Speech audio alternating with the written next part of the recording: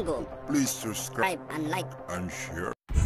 So ayun, magandang araw na naman po no, sa lahat nating mga kababayan dyan at siyempre sa lahat ng taga-subaybay ni Tropang Ilonggo. Magandang araw sa inyong lahat. So ito guys, mukhang hindi kasi ito pinapalabas ng media. Hindi po ito nababalita. Kaya tayo na lang magpapalabas. Kasi marami kasi sa mga kababayan natin ang mga nagsasabi na walang ginagawa ang ating mahal na Pangulo.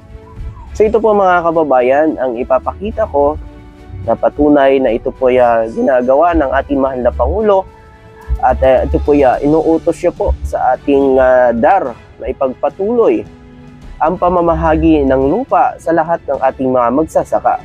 So ito mga kababayan, ang tatalakayin natin ngayon ay ang pamamahagi ng titulo ng lupa at pagbibigay ng mga kagamitan para sa atin lahat ng mga magsasaka mga kababayan.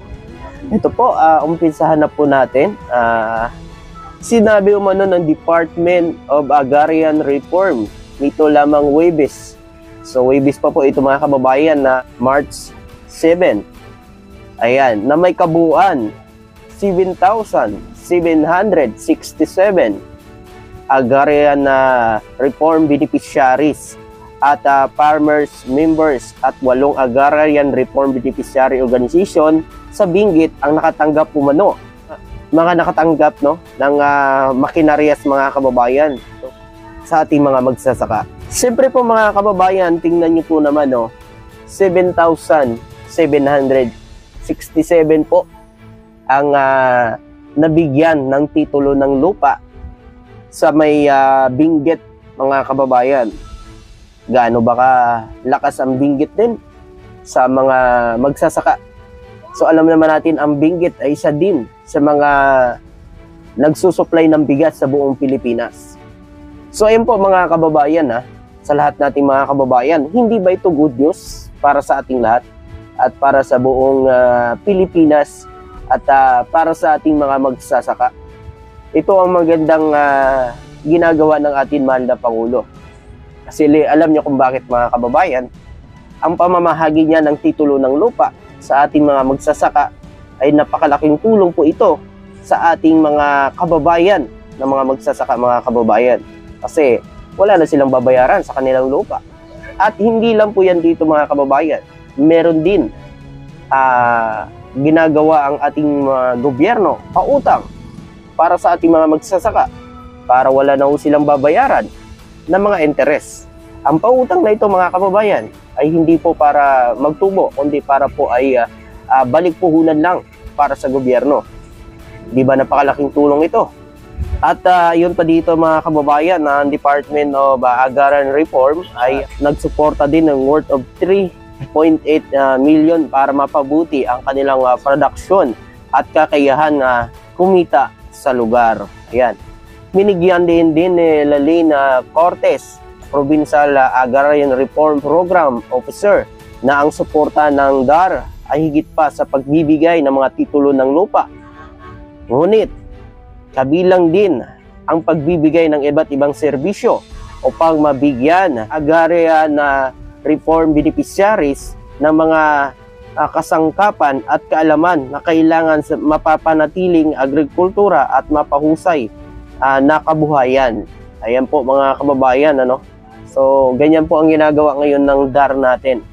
At hindi lang po dito yan mga kababayan, buong Pilipinas po ito. So, iniikot po ng DAR ang buong Pilipinas at ibinabahagi na po ang mga titulo ng lupa. At siyempre po mga kababayan, hindi lang po yan. Ayan, dagdag pa nga muna dito ng DAR ay naglalayong pausain ang gawi sa pagsasaka at tagumpay ng entrepreneurial ng mga agrarian reform beneficiaries pagkatapos nilang matanggap ang kanilang mga sertipiko na pagmamay-ari na nila ang kanilang mga lupa. Wow, grabe ito mga kababayan. Congratulations po sa lahat nating mga taga-Benguet dyan. Wow. Diba?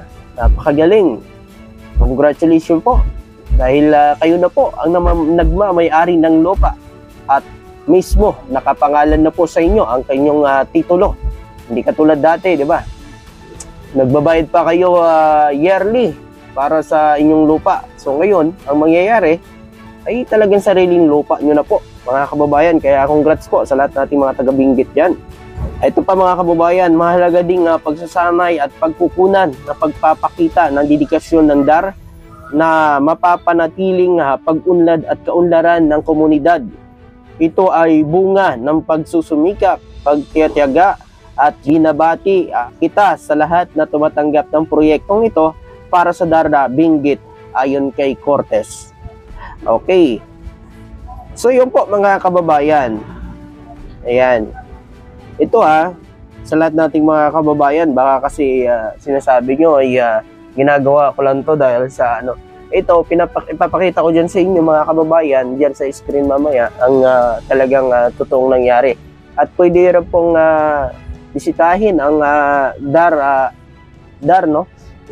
Sa kanilang FB page, kung ano talaga yung makikita nyo doon. At siyempre, nakapost din yan sa DAR mga kababayan, ang kanilang ginawa doon sa may Benguet.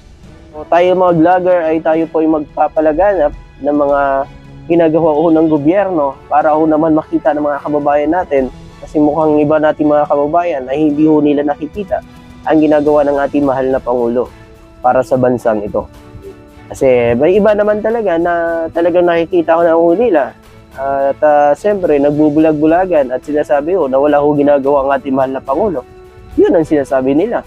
Pero sa mga kababayan naman natin na nakikita naman nila kung ano talagang ginagawa ng ating mahal na Pangulo, tuloy lang natin yan suporta sa ating mahal na Pangulo, dahil ang ating mahal na Pangulo hindi tumutigil ang kanyang administrasyon hanggat hindi niya mararating ang bagong Pilipinas. Di ba mga kababayan? Kaya ito ang kanyang sinasabi, ang bagong Pilipinas. Ang bagong Pilipinas ay bawal ang matulog, bawal ang palatoy-latoy, bawal yung ikaw ay nanglalamang sa kapwa. Ang bagong Pilipinas ay dapat ay nagtutulungan, ay nagkakaisa, at siyempre hindi nag-aaway. So yun po ang bagong Pilipinas ng ating mahal na Pangulo. At siyempre po mga kababayan, ito po ang ginagawa ng DAR ngayon, ay inutos po ito ng ating mahal na Pangulo. Hindi lang sa Benguet, kundi sa buong Pilipinas. Kaya magantay lang po dyan ang mga kababayan natin, at kayo po mararating ng ating DAR at maibahagi na po ang mga titulo ng inyong lupa. At ito pa pala, may dagdag lang po ako mga kababayan. Ito mga kababayan, yung mga nabigyan na ng titulo ng lupa. Ito mga kababayan, ang Department of Agrarian Reform ay aktibo sa pamamahagi ng mga titulo ng lupa sa ating mga magsasaka sa Pilipinas. Halimbawa, sa unang 6 na buwan ng 2023, 6 na buwan mga kababayan ng 2023, inuulat umano ng DAR na mahigit sa 49,000 titulo na sumasakop sa mahigit 43,000 hektarya ang kanilang ipamahagi sa mga benepisyaryong magsasaka. Kasabay nito, sa Hulyo 7, 2023, pinamunuan ni Pangulong Ferdinand Marcos Jr. at DAR Secretary Conrado Estrella III ang pamamahagi umano ng 32,441 na titulo ng lupa sa 27,132 agrarian reform beneficiaries sa buong bansa. Nasupa dito mga kababayan, mula Hulyo 2022 hanggang December 2023, nagbigay ang DAR ng mga titulo ng lupa na sumasaklaw sa 109,199 hektarya na lupa sa buong bansa, kung saan nakinabang ang 98,203 agrarian reform beneficiaries mga kababayan. So ayan po mga kababayan, ang kabuuan na po na ibinigay ng ating mahal na Pangulo sa loob lamang ng kanyang termino. So wala pa po dito yan ang ngayong 2024. Ngayon 2024 po, wala pa dito mga kababayan. Okay?